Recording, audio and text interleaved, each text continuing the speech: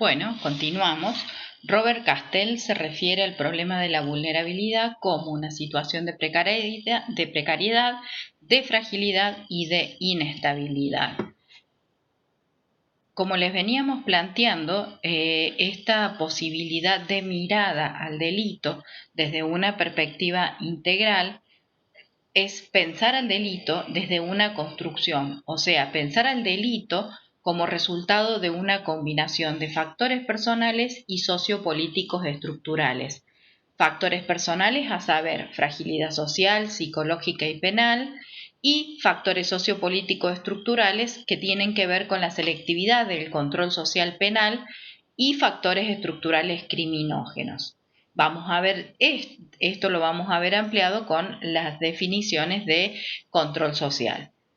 Pero esto nos remite directamente a pensar sobre cuáles son las causales estructurales de la violencia y a tener en cuenta a la exclusión del sistema económico, la discriminación social, la desatención pública de las necesidades básicas, la frustración que provoca no poder satisfacer las demandas primarias y configurarse un proyecto de vida es fuente de inestabilidad emocional y de respuestas agresivas, ¿no? Vemos en las imágenes cómo niños, niñas y adolescentes, como a muy temprana edad, se dan situaciones de muchísima precariedad y de fragilidad social y psicológica, ¿no? Que lleva a que queden en un terreno de vulnerabilidad para poder ser como muy fácilmente captados por las agencias del control social. Es decir, niños, niñas y adolescentes que abandonan a muy temprana edad la escolaridad con familias sumamente frágiles, estalladas, impotentes frente a la situación de exclusión del sistema, no solamente a nivel económico por presentar necesidades básicas insatisfechas, sino también de exclusión del sistema educativo, del sistema de salud, que no son captados estos niños. Entonces tenemos que tener en cuenta que es muy fácil que comiencen una socialización a nivel de lo callejero y de esta manera quedan en una situación de mucha vulnerabilidad para ser captados por las agencias, no solamente del control social penal, sino también quedan en una zona de fragilidad por cuanto, pueden aparecer situaciones relativas a la droga, al delito, y por eso vemos como cada vez más hay chicos que recién cumplidos sus 18 cumplen su primer condena. Y estas son las cosas que no debieran pasar. Entonces, la población, si pensamos la población carcelaria, desde nuestra experiencia podemos decir que se encuentra conformado por sujetos que provienen de colectivos sociales desfavorecidos, familias desestructuradas, en un terreno, claro, de vulnerabilidad psicosocial, entendiendo por vulnerabilidad psicosocial a aquello que se juega predominantemente frente a lo social, siendo el grado de fragilidad psíquica que la persona tiene por haber sido desatendida en sus necesidades psicosociales básicas.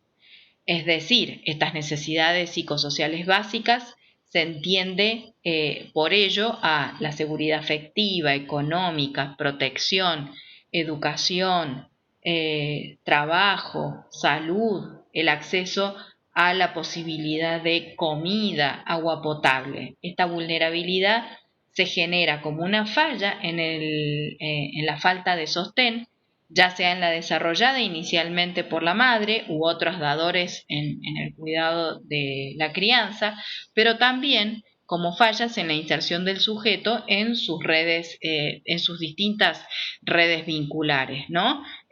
Grupos de pares, escuela, integraciones institucionales, comunitarias y otros, ¿no?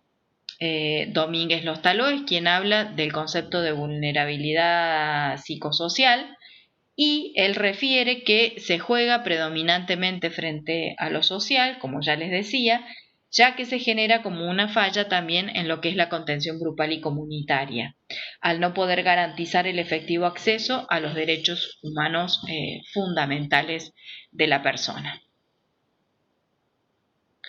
Y por sujetos que provienen de la exclusión social, ¿no? Y nos vamos directamente al concepto de vulnerabilidad sociopenal o psicopenal que lo plantea Zaffaroni. Zaffaroni dice que la vulnerabilidad o riesgo de selección, como todo peligro, reconoce grados según la probabilidad de selección, pudiendo establecerse niveles, ¿no? Según la situación en que se haya colocado a la persona. Esta situación de vulnerabilidad la producen los factores de vulnerabilidad que pueden clasificarse en dos grandes grupos: posición o estado de vulnerabilidad y el esfuerzo personal por la vulnerabilidad. La posición o estado de vulnerabilidad, que es frente a lo social, predominantemente social, condicionada socialmente, consiste, dice Zaffaroni, en el grado de riesgo o peligro que la persona corre por su sola, digamos, pertenencia a un determinado grupo social. Estrato social, minoría, siempre más o menos amplio, como también por encajar en un estereotipo en función de características que la persona ha recibido. Es decir, pensemos en cómo se hace la captación de las agencias del control social penal, por ejemplo, de determinados adolescentes que son considerados, entre comillas, merodeando y que tienen algunas características o rasgos particulares, por ejemplo, una gorra, una determinada forma de vestir, y que por el hecho de andar deambulando o en grupo o en una cierta situación, entre comillas, que es considerada como sospechosa, son captados por la agencia del control penal. O si no, por la pertenencia a un determinado barrio, por ser considerado peligroso, entre otras situaciones que podríamos nombrar. Y por el otro lado tenemos el esfuerzo personal por la vulnerabilidad, que consiste en el grado de peligro o riesgo en que la persona se coloca en razón de su comportamiento particular, ¿no? Es este esfuerzo que hace la persona por ser captada por el sistema penal. Puesta la agencia judicial en la necesidad de responder, no puede hacerlo en función de este orden de factores, sino de los que constituye el esfuerzo personal por la vulnerabilidad, dice Zaffaroni, que por otra parte son los que constituyen la esencia del aporte que la persona hace para el sostenimiento del ejercicio de poder que la selecciona y criminaliza. Entonces, se entiende a vulnerabilidad psicopenal, ¿no?, como el proceso de condicionamiento para el desarrollo de conductas transgresoras a la ley por la imposibilidad de desarrollo personal, quedando el sujeto expuesto o vulnerado a instancias del control social formal debido al alto grado de vulnerabilidad psicosocial a la que fue expuesto el sujeto. ¿Qué nos encontramos, digamos, en las historias de las personas que están privadas de libertad? Familias que no fueron nutricias, que no brindaron espacios que fueran proveedores de contención, de seguridad, de afecto, como de límites y de satisfacción a las necesidades de sus integrantes. Familias, diría, que quedaron como impotentes frente a determinado tipo de situaciones. Un espacio destructivo y conflictivo de vínculos con características violentas que lo constituyen víctimas de diferentes tipos de violencia a temprana edad, una puesta de límites deficiente, familias que fueron totalmente permisivas, la cual implica una particular modalidad de abandono o de extrema rigurosidad. En esta, si bien no hay ausencia de una figura ordenadora, hay ausencia de que el infante se exprese por sí mismo, quedando oprimido ante la exigencia del otro. Expulsión de la familia, de la escuela, de la comunidad, colocándolo en situación de riesgo y deambulación callejera. De institucionalizaciones tempranas, de conflictos con la ley penal, de aprendizaje, de aprendizaje de modelos de tipo antisocial, de la violencia como un aprendizaje en el modo de resolución de los conflictos que lo configuran en un sujeto condicionado para su realización personal y el ejercicio pleno de sus derechos. O sea, tiene que ver con el armado de circuitos de daño, donde vemos cómo inicialmente una persona que ha sido víctima de todas estas situaciones y de un sistema que de alguna manera lo expulsó, se transforma en victimario. Y cómo esto, que ya lo van a ver en el módulo 2, es el espacio propicio para la generación de conductas de tipo antisocial, narcisista y borderline, que son por lo general las estructuras con las que nos vamos a encontrar en la población carcelaria.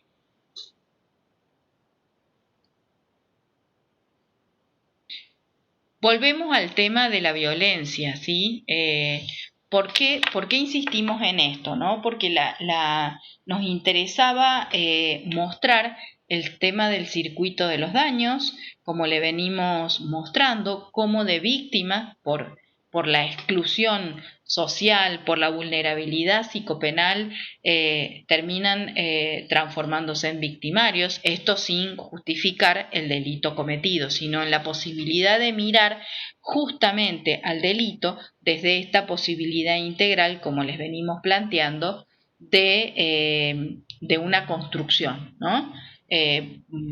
Entonces, sabemos que hay violencia que estructura y que es necesaria, ¿no? La violencia que estructura es la violencia, entre otras, como por ejemplo la violencia primaria, es una violencia que ordena y es la violencia a la que está sujeta el infans, digamos, en un primer tiempo, porque es estructuradora del psiquismo. Pero también hay una violencia que desestructura y que deshumaniza. Esta violencia que es desestructurante irrumpe de manera violenta, ¿no? Se impone y avasalla, provocando dolor, provocando arrasamiento en la subjetividad del otro y deshumaniza, ¿no? Es desnudarlo y brutalizarlo, reducirlo a la pura necesidad a través del hambre extrema. En segundo lugar, quitarle todo aquello que lo identifique como un sujeto en particular.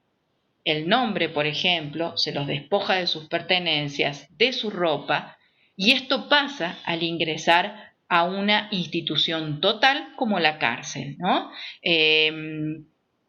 Irving Goffman habla sobre los efectos que tiene toda institución total, pero particularmente las vamos a ver en función del sistema carcelario y la privación de la libertad sobre el yo, ¿no? Donde la persona es de alguna manera reducida a un estado de infantilización y de pérdida de la autonomía por entrar a un sistema arreglado. Zaffaroni plantea que se lo infantiliza a la persona que es privada de la libertad, provocando una regresión como si fuera la vuelta a una escuelita primaria, ¿no? Son sujetos que quedan anestesiados, con partes muertas, necesitando ser sacudidos por un estímulo fuerte, así buscan el peligro, se drogan, se golpean contra el mundo. Hay confusión identificatoria, se pierde en la nebulosa de saber quién es, adquiriendo muchas veces una identidad por identificación con aquello que los otros suponen que lo define, ¿no? Malo, lacra, delincuente, la peor lacra de la sociedad, la mugre. La repetición haciendo activo lo pasivo, identificación con el agresor, o buscando a alguien que se haga cargo de que la repetición textual se efectivice, ¿no? Buscando un agresor. En ambos casos se busca la reiteración de la vivencia. Si tenemos mayor contención que opere como sostén interno y tramas sociales que contengan, ¿no? Vamos a poder pasar desde el desgarro a la suturación, a cicatrizar, a armar redes, dice Beatriz Janín.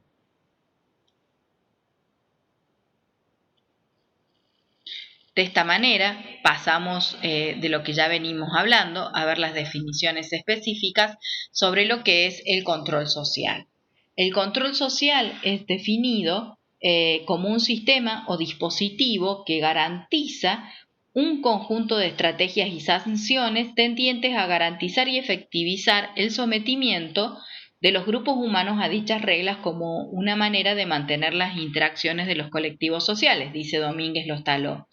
Es un tipo de sistema que a través del ejercicio del poder favorece que las organizaciones sociales logren mantener el orden y la disciplina social, por lo que se reconoce que los sistemas o dispositivos de control social son ajenos al momento sociohistórico de un colectivo determinado, plantea el autor, y reconoce distintos tipos de control social: el control social formal, el control social informal, el control social interno y el control social externo. El control social formal son las instituciones encargadas de regular las interacciones entre sus miembros con la función específica de brindar seguridad a la comunidad. Entonces, es la capa más superficial del control social y en primer lugar están los que son los encargados de brindar la seguridad a la comunidad, la seguridad civil, entre ellas la policía. En segundo lugar, la justicia, que está encargada de aplicar y efectivizar la penalización de la desviación frente a la norma y a la conducta desviada. Se caracterizan por aplicar un modelo coercitivo, por la imposición de sanciones de tipo estigmatizantes que atribuyen a la persona el carácter de desviado, de infractor, de peligroso y de delincuente. Luego tenemos el control social informal. El control social informal está conformado por las redes vinculares informales, las instituciones de socialización primaria, entendiendo por ella la familia, la escuela, grupos de pertenencia, clubes, barrios, la comunidad, la iglesia, que son los encargados de reproducir los patrones socioculturales e históricos de un determinado colectivo social. Y es la capa se la puede representar como las capas de cebolla del sistema de control social. Cuando fallan en sus funciones, se abre paso a las instituciones de control social formal de tipo represivo. Y luego tenemos al control social interno y externo, que tiene que ver justamente cómo se sitúa el sujeto frente a la modalidad de control social, entendiendo que hay un interjuego constante entre lo interno y lo externo. Lo interno es cuando el sujeto logra autorregularse, controlar sus comportamientos de acuerdo a las pautas y normativas internalizadas. De esta manera está en juego, decimos, una modalidad interna de control social. En cambio, cuando las pautas vienen impuestas desde afuera, estamos hablando de que los comportamientos, digamos, son controlados, los comportamientos, las ideas, las acciones, son controlados de una manera externa y es sentido por el sujeto como impuesta, ¿no? Como violenta, en donde el sujeto no participa en su elección. Y esto lo podemos ver a través del impacto que tienen, por ejemplo, los medios masivos de comunicación sobre la comunidad, porque no solamente son formadoras de opinión, sino que esto es lo impuesto, ¿no?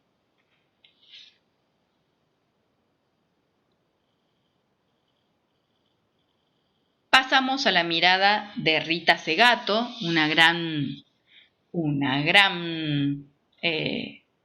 teórica, práctica, activista social, que vivió durante mucho tiempo en Brasil, y a partir de estar viviendo en Brasil se le pide una intervención y ella comienza una investigación en la cárcel y a estudiar, digamos, en la cárcel de Brasilia. Y ella plantea que a partir de esta intervención en la investigación, ella dice en el artículo de la pedagogía de la irresponsabilidad, que es riquísimo y los invitamos a que lo usen, lo estudien, lo desmenucen, que si bien tiene ya unos años, permanece totalmente vigente y actual. Ella dice: nada en el mundo carcelario, con los errores y excesos de todos sus actores, que no haga parte del mundo de aquí afuera. Pero lo que es tendencia difusa de este lado de la sociedad, del otro lado del muro prisional, se encuentra en estado condensado, cristalizado y compacto, fácilmente objetivable. La cárcel es el medio donde los malos hábitos y deformidades de la sociedad libre simplemente cobran mayor nitidez.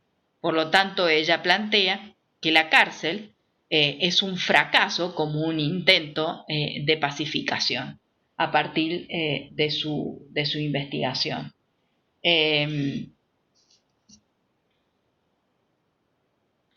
Rita Segato dice que la cárcel desempeña un papel significativo en la reproducción y exacerbamiento de los actos violentos.